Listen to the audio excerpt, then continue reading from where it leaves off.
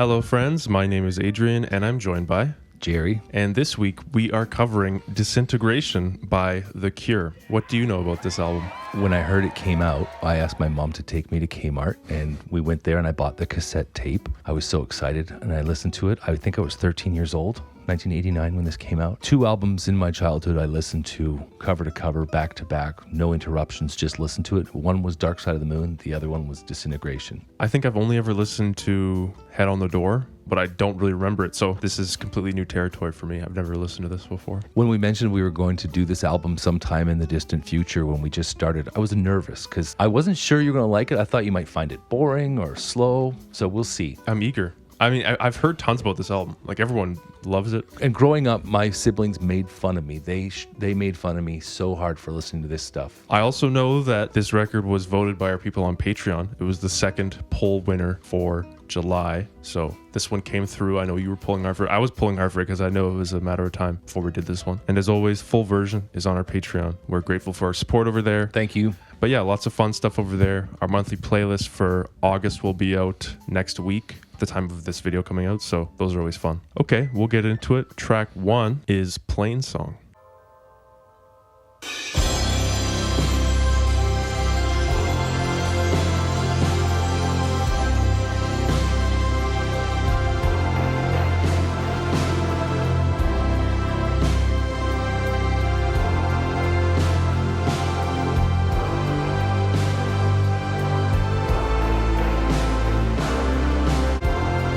Feels very big.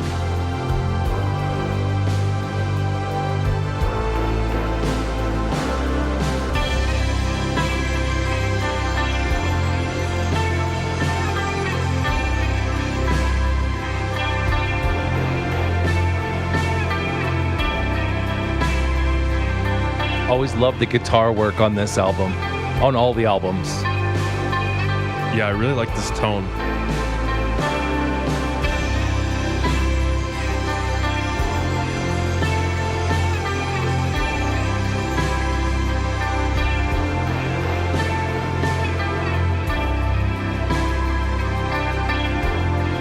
I love like that deep synth bass.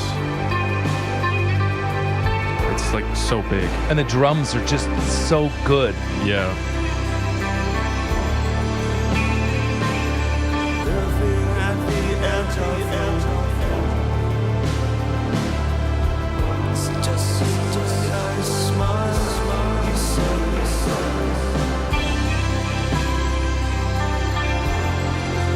Kind of has like a slow burner sort of feel to it. It feels like something it's like in a coming of age movie to me. Yeah, that's a really good call. The lyrics to me are so poetic over like following how a song should be songing. I love that. Like ending so many lines with "you said." I just love that. Yeah. And like way too many syllables, but the way Robert pulls it off, it's just...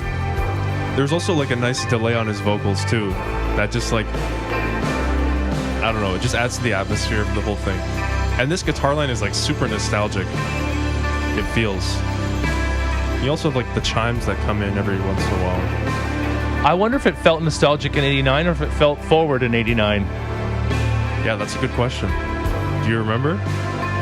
This just felt wild to me. That's really cool. I mean, I love the production. When we cover newer stuff that has the 80s feel, it's like immediately it's like this sounds like it would be like one of the blueprints for that sort of thing. You have like the huge drums and then like that really deep kind of resonant bass sound just made it feel huge and like grand. Those synth sounds are just associated with nostalgia now.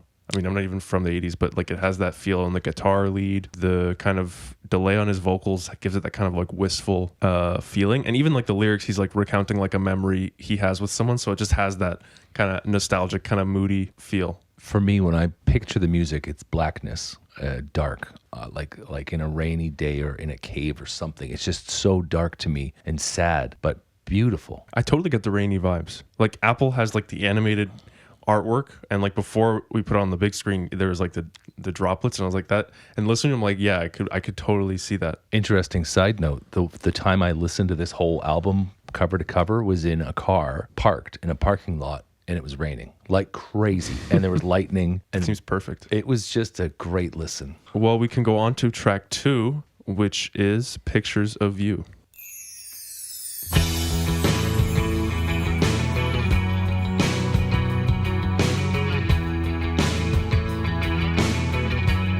This is one of the bedtime songs I play for my kids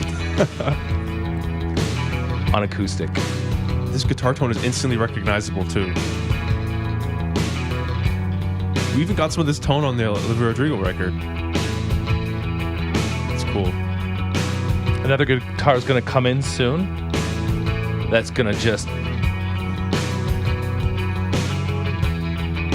I'm so glad to listen to this album again.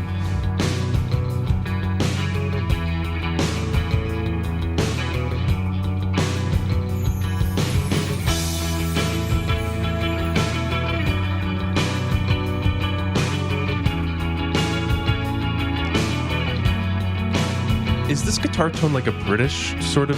Because it's also similar to like New Order's guitar tone a little, or bass tone or whatever, a little bit.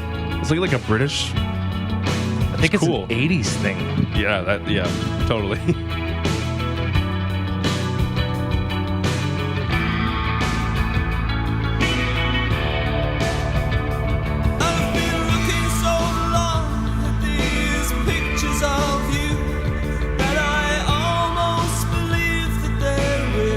That line. I've been living so long with my pictures of you that I almost believe that the pictures are all I can feel. That is so sad and beautiful, that idea. Mm-hmm. Dreamed at the sky, and you finally found all your courage to let it all go. Got some Eastern influence here. The guitar. Oh, yeah. Oh, that's crazy. Yeah. Open my eyes, but I never see anything. If only I thought of the right words, I could have held on to your heart. If only I thought of the right words, I love that line. I wouldn't be breaking apart. All my pictures are Dude, these guitars, man. I just love this tone so much. Only I thought of the right words. And he comes back to that idea in a bunch of different songs. So what are your thoughts on Pictures of You? It's just like a great song. Like, it doesn't feel like it's 7 minutes. That guitar tone is just so addictive. And like the way, you know, he would deliver a line and then it like breaks into that instrumental break. It's just so satisfying. And then you had these little like synth flourishes with like the chimes that were just so pretty. So far his lyrics just seem like he's just nostalgic, or he's just like reliving old memories, which adds to the whole feel and mood of the album, which is just great. But his vocals are kind of like pained. How does it feel for you to listen to it again? Hey, it's great. I haven't listened to this whole album in a long, long time. But it's funny. Disintegration, the first 2 tracks kind of seem to be nostalgic and thinking about something that's falling apart. And then the album called Disintegration. Is this a relationship album, possibly? Seems like it so far. I'm just excited to keep going with this. I mean, I love the instrumental breaks. It's like he says, he delivers these great lines. If only I thought of the right words, I could have held on to your heart. And then you get this instrumental break that's, like you said, it's kind of upbeat, but it's also kind of sad. And you get these flourishes and it's huge. Almost gives you time to process what he's just said. Track 3 is Closedown.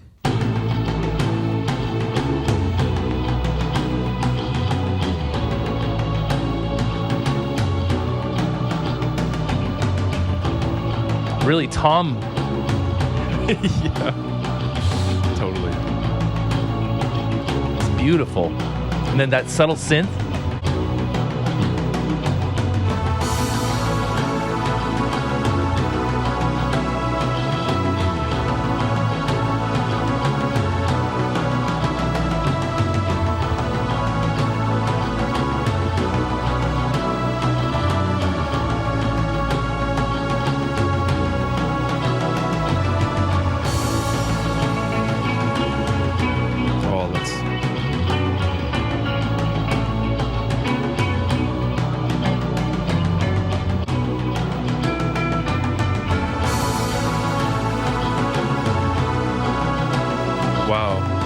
love this synth line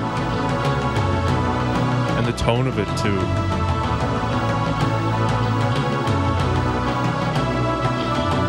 Something more than mockery.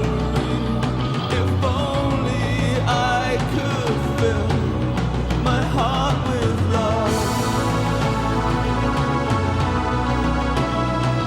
Wow.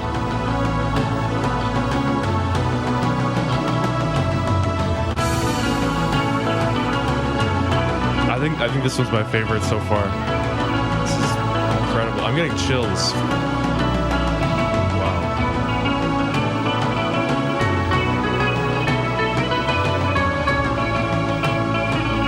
Like it makes me nostalgic for memories like I don't even have. You know, like You probably have them. You just blocked them. yeah.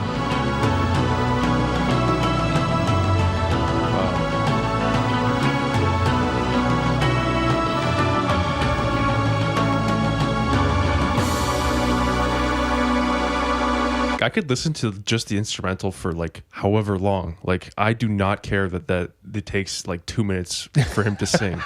Like it's just beautiful. Like I'm like, take as long as you want, because like they just add something and it just makes it that much sweeter as it goes on, and then it comes back to it at the end and even during his vocal part. And he just has this like tiny little section in the song and lets the instrumental outro carry it. It's like they know that this is just like ear candy.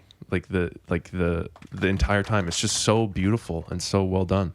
I don't know. I just super nostalgic. That's just like the 80s sound, but this just has like that melancholic kind of feel, which is like what I love. And it's melodic. It's just wow. It was really hard not to sing along. I keep moving my mouth like a doofus. I can't help it. It's so powerful. It's amazing. And like 13-year-old me just loved it, but I was just like, this isn't normal, but I still loved it. So I'm proud of my 13-year-old self right now.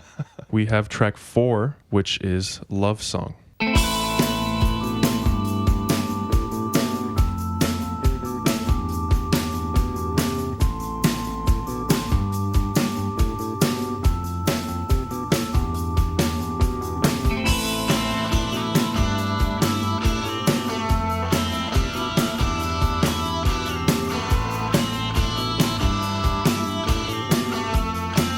This one got a lot of radio play in 89. Sounds like it would. Alone with you.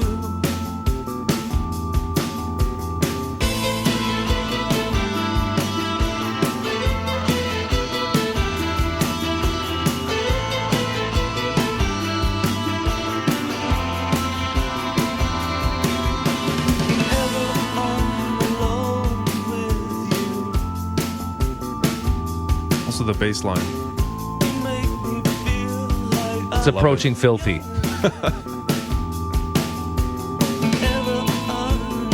And the strums, right? They're very sparse, but they come. Like arpeggiated. Yeah.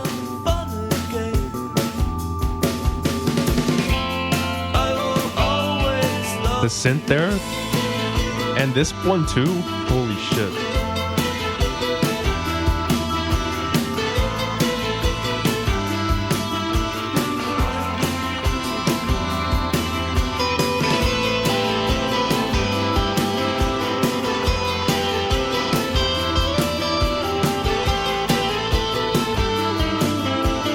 Given the nature of the first 3 tracks, I wasn't expecting like just like a straight up like radio pop song, but that was great. The little synth melodies that would come in during the chorus and that little break, double his vocal and the hook, and the guitar tone, the bass line. Wow, just catchy, upbeat, fun song. I never noticed before. I've never listened to this album as an ear candy man with you, but it is a bit of a departure from the kind of tone of the album so far, right? Yeah. It could still be in the same state of a disintegrated relationship, but then just admitting, look, I'm always going to love you. But that song, I asked you to go first because that song, I'm starting to think I'm not as tough as I project, physically.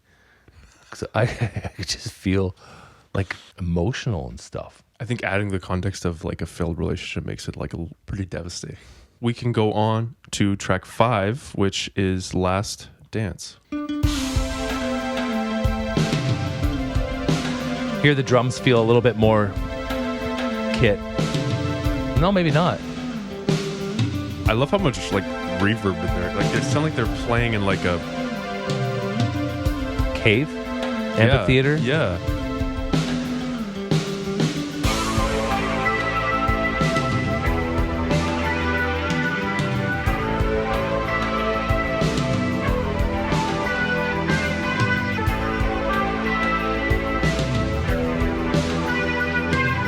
See how it ended, our last dance together. Expectant to punctual, but prettier than ever. I really believe that this time it's forever. But older than me now, more constant, more real. In the I love how like just atmospheric the whole thing is. Because everything kind of blends into each other, you know? It's like watercolor paint or something, you know? Yeah. so glad you remember to see how it ended. Our last dance together, reluctantly, cautiously, but prettier than ever. Our woman was only a girl. That's a cold ending. That's just cold.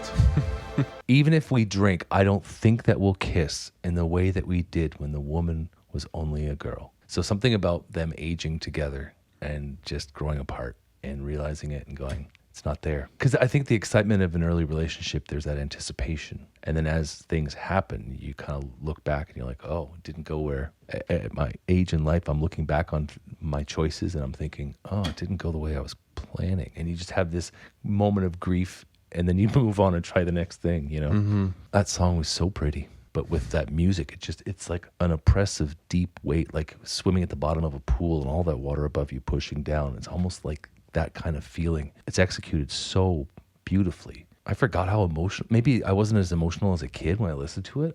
If I listened to this now, felt like this now when I was listening to it as a kid, I'd probably have to bring a box of Kleenex or something. Has a heavy kind of rain cloud sort of feel, Yeah. you know? But yeah, just love the atmosphere and how everything kind of just blends together because there's like tons of reverb on everything and delay. So just kind of like crossing into each other's kind of area of like the instruments and stuff. And then his voice is kind of like this clear thing that has like this appeal to it, you know, because it's kind of like a unique delivery he has. We can go on to track 6. This one is Lullaby.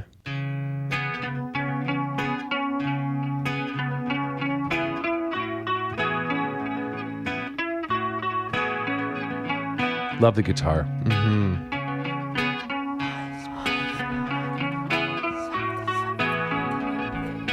Whoa.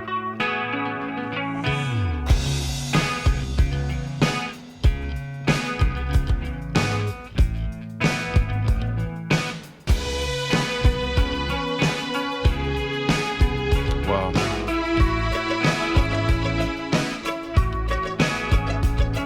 Plucked violins. Yes. Yeah. Wow.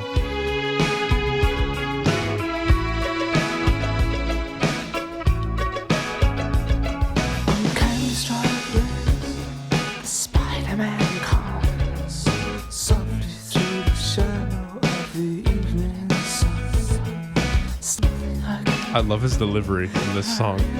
That's so great. Spider-Man is having me for dinner tonight. This would appeal to the ASMR crowd, kind of. Yeah, totally. But this part is so... Wow.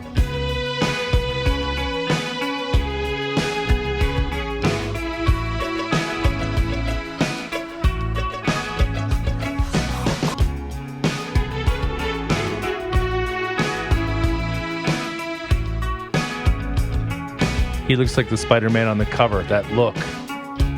Yeah. Is that him? Yeah. I love like the ASMR sort of thing, like the whispered vocal. I love how they have like these moments with these like really intricate melodies that come in and out. They had that in a couple songs so far. They just come in and you're like, oh, okay. But your thoughts on that one? It's just one of the songs on the album that I like all of them, I think. But the plucked strings was really what stuck with me over the years. Like just when that came in, I'm like, oh yeah, I love this. Mm-hmm. They know how to arrange a track and they know how to express emotions. Like even going back to like Pictures of You, I've thought that 1,000 times looking through my photo albums, like just these heavy thoughts about pictures and the passage of time. Well, they put words to it and music to it. So now it's part of you. I love what they do. I like his delivery. Like he's not afraid to be a little weird. And I love that in like a popular artist, you know? Yeah. It doesn't all have to be so cut and clean. Like you're allowed to be a little, left field a little bit. We are halfway though. So okay. It's snack time. Hey everybody, welcome to Snack Time. And we are about to snack and halfway through the Disintegration album, and we wanted something that was kind of like disintegration-y, and we just couldn't figure it out. So then because of the last song, Lullaby, which had an ASMR kind of vibe, we decided to go with Cal B Harvest Snaps, because while you eat them, it's ASMR. So we're just going to carry that theme into snack time. These also kind of taste like cereal. What are your thoughts on this? I would never buy them and eat them on purpose, but I was replenishing Jerry's bag of snack, which I don't know if that's trademarked yet or not. And I saw them and I thought, I don't know, this might work with when we do the Cure Disintegration or something. Onwards, we are on to the second half, and track 7 is Fascination Street.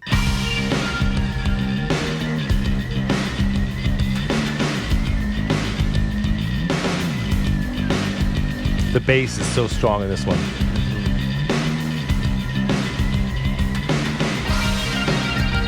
The intros, oh, that's cool. They just make it feels like they make it feel like it would be fun to be in the band and just play it, you know?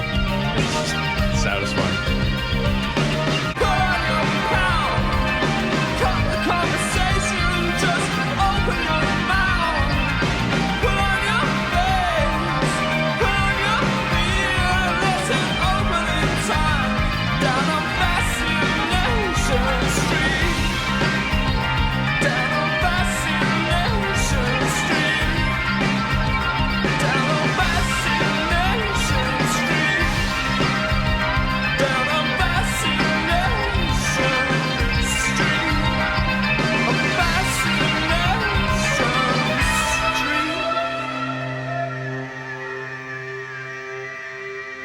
I love how they have the breaks. Like he delivers a line and there's like a little instrumental break with like a little catchy element, because there were some like catchy little synth lines there after he would say Fascination Street. Your thoughts on that one? Love the writing, just how he delivers it. That one's probably my least favorite so far. I would agree with that compared to the last 6. Mm-hmm. But I mean, it does have that hook, right? It feels kind of like more poppy. You can understand why it was on radio and stuff. We can go on to track 8, which is Prayers for Rain.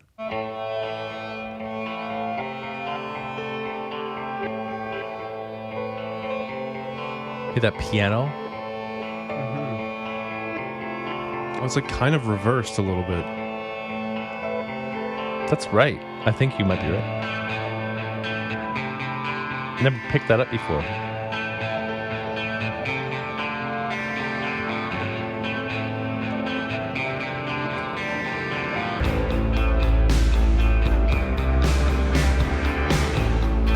There's like a menacing synth bass thing going. Yeah. It's awesome.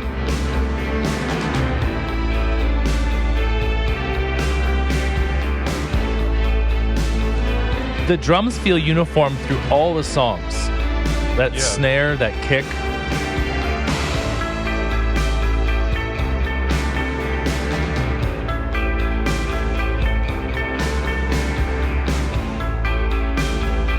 Yeah, because they're kind of like consistent the whole time, and then like other parts build around it. You shattered me, your grip on me, a hold on me so dull it kills. Tangle me in hopelessness and prayers for rain. I deteriorate. Rain does come up a lot on the album. Like he mentions it like a couple times already.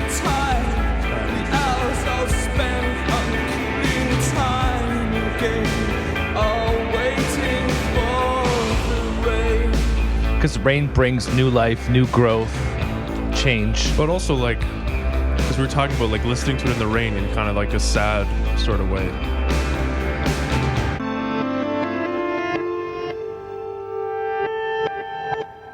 There's that reverse thing you talked about in the beginning again. Really good call, buddy. That song also, for me on the album, is in the same zone as Fascination Street. I mean, I appreciate the production. I appreciate the stuff going on, but it doesn't have that same energy as the first 4 or 5 songs. To me, Fascination Street and Prayers for the Rain are kind of where the album is kind of dipping a little bit for me. Yeah, I mean, I'd agree. That one has less that stood out to me. I mean, like the reverse like piano thing at the beginning and end was cool, and obviously the production is great. I just think song wise a little bit less so. Better than Pour Some Sugar on Me by. Well, we can carry on to track 9, which is The Same Deep Water as You. Rain again. Wow. Sounds like it's falling on a lake.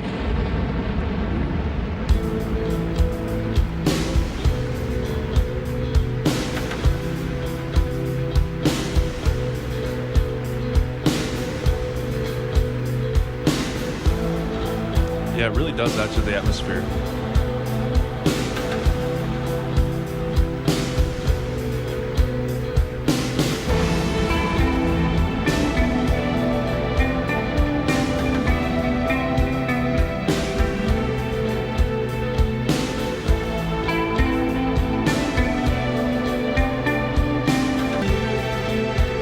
It does have a really strong energy of like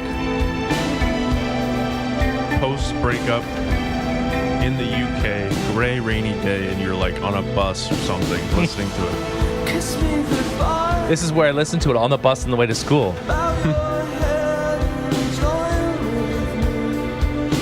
Whispers deep. The thunder. Yeah.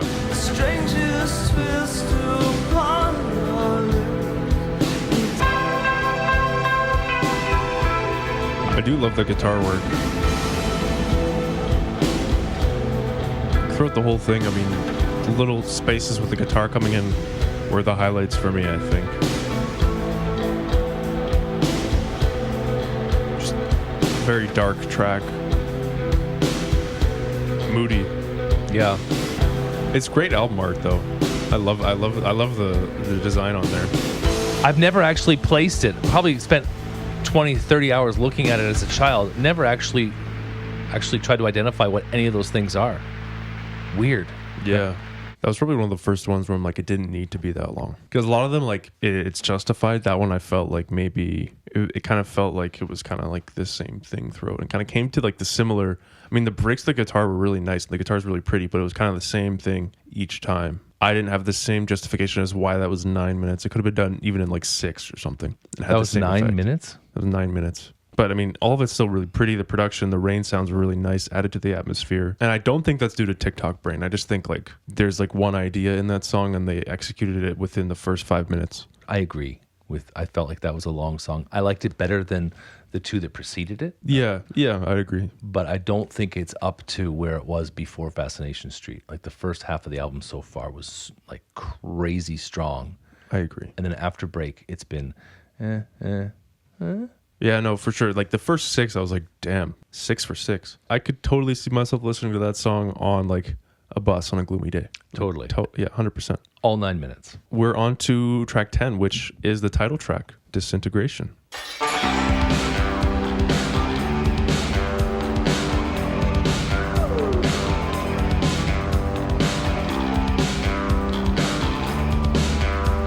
The guitar is a different tone now. I like it. Springy. It's one of those like metal fences and you're like hitting it or something. Well, that's bass, isn't it? I can't tell if it's bass or a low guitar. Yeah.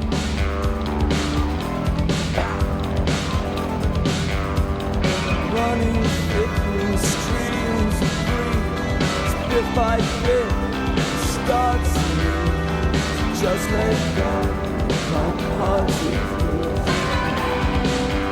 That was creepy, dude, and cool. Those were like vocals under it, right? Like weird. Either layered or background. Like pitched down a little bit or something. Scary. Yeah. I knew it was coming, but I forgot what it was like.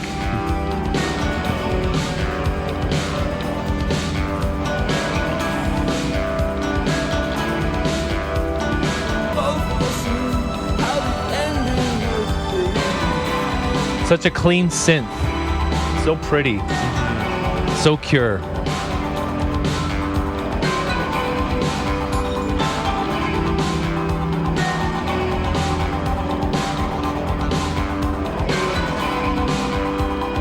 Now there's like that another synth.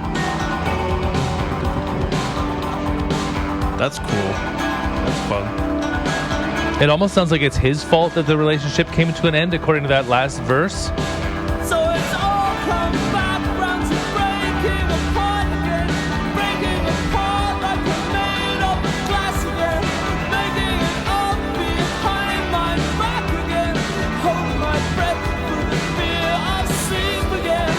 You, I believe you as babies and everything, screaming like this in the hole of sincerity, screaming me over and over and over, and leaving me photographs, pictures of trickery, and stains on the carpet, stains on the memory, songs about happiness, murmured in dreams, and we both of us knew how the end always ends. How the end always ends. Those are some brutal lines.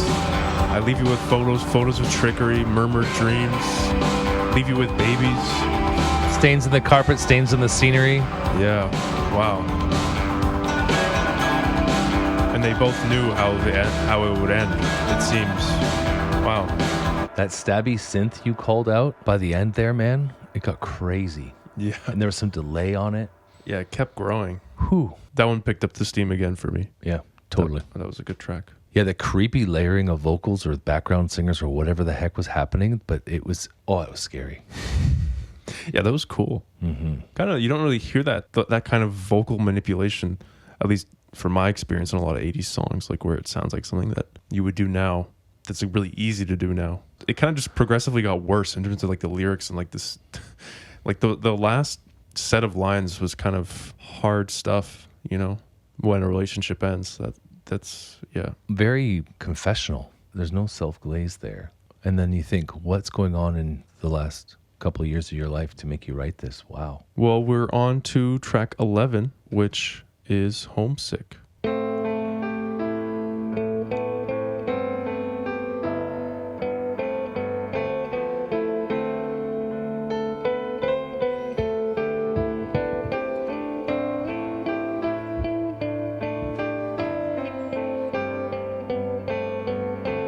Is this the first time we're getting like a clean piano?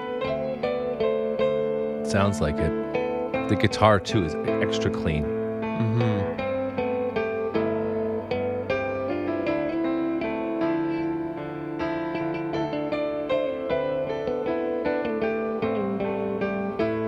Almost like reminiscent of Pink Floyd, the guitar.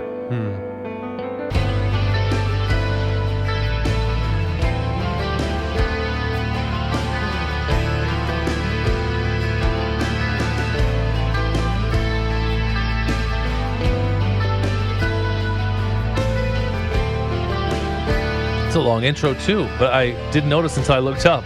Yeah.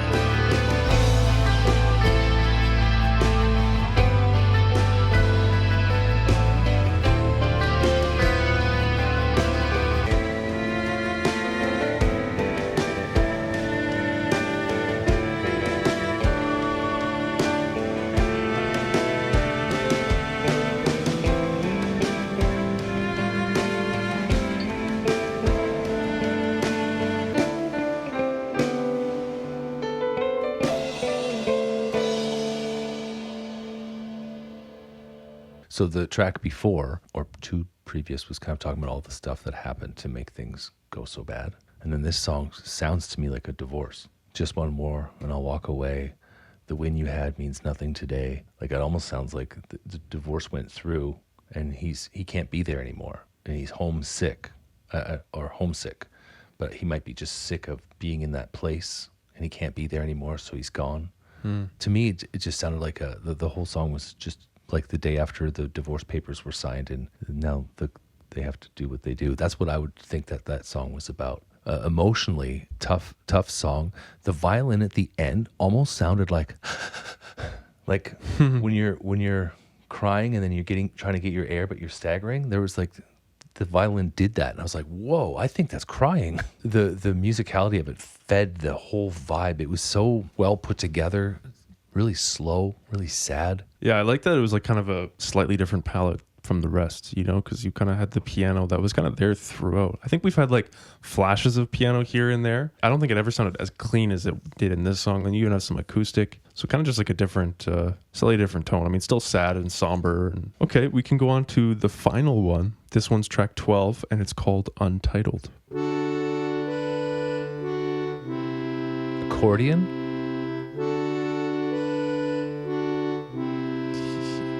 Yeah.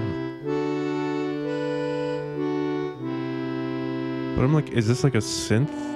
No, I don't know. It's pretty. Yeah.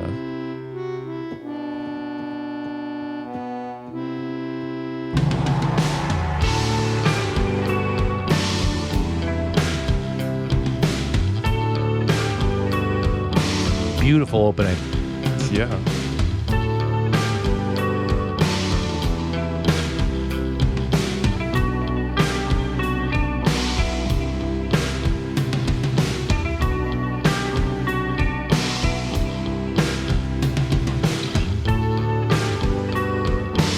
The crash on that one snare as well. Nice touch. So that's cymbal and snare at the same time. Yeah. I love that you notice stuff like that.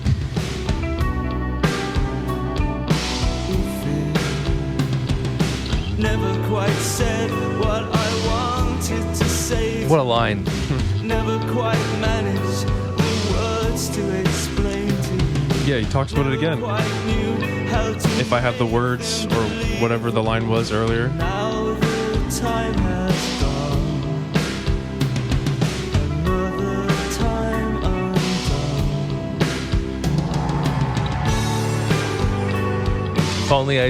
If only I thought of the right words, I could have held on to her heart. Yeah. It's a interesting thing at post relationship, like, What if? yeah. If only I had said this, if only I had done this, yeah. But you do the same thing. You do again because you have a neural network that determines. Yeah, yeah. Said what I wanted to say to you. Never quite managed the words to explain to you.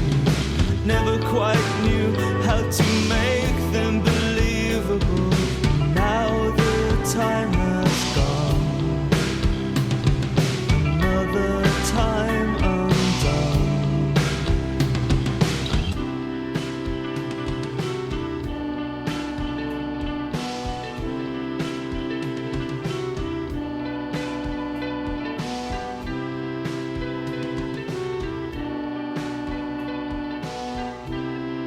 Well, that's a nice bookend within the track.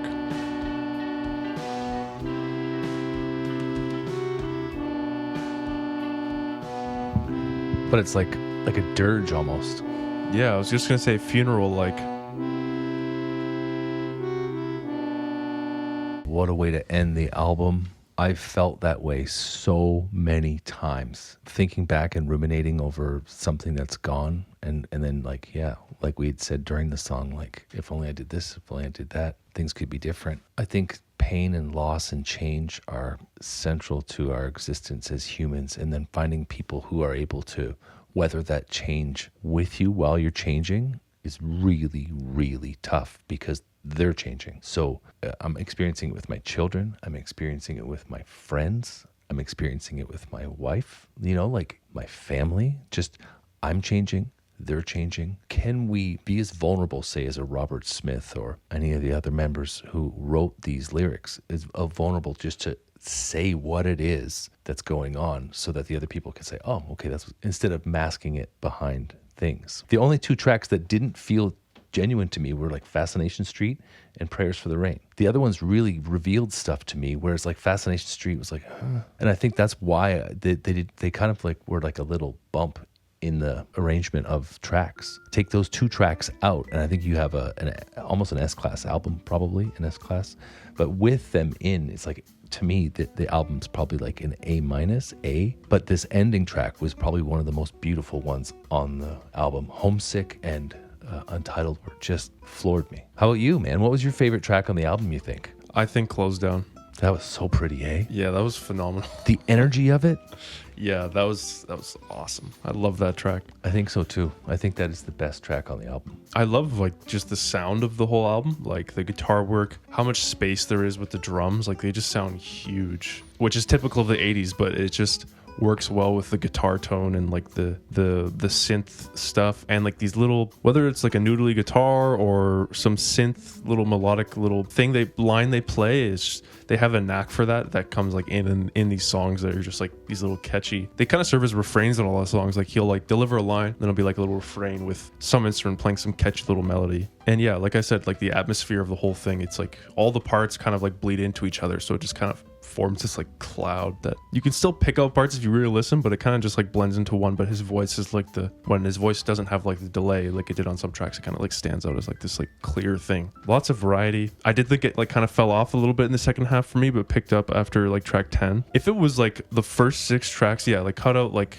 that run of like 2 or 3 near the end, like don't really go wrong with it, you know? I know. Because like the first 6, I was like, if they keep this up, like, you know. I know. That's where I was like, this is S territory. These guys are, this is better than I thought. And then the Fascination Street came out and I was like looking at you, I'm like, yeah, he's not going to like this one as much. I like the whole melancholic, nostalgic feel, you know? It's just nice. It's a great record. Makes you feel less lonely about the thoughts you have in your head. Yes. Yeah. But it was fun to listen to this one. I'm glad this one won the poll. Patreon is like spot on. Yeah, they know.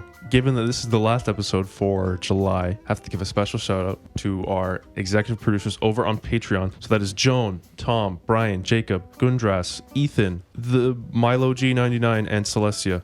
Thank you all. You make the show possible. So thanks so much. And as always, the full version of this episode is on our Patreon. You can vote for what albums we do. This one won a poll, so you can be part of that decision. Yeah, it's a good time over there. We have fun. The people are great. But yeah, this was our Cure experience, Disintegration. Let us know what we should listen to next. Let us know your thoughts on this album. Yes. And if you know any lore, I'd love to know. That too. Until next time. Thanks so much. Thank you.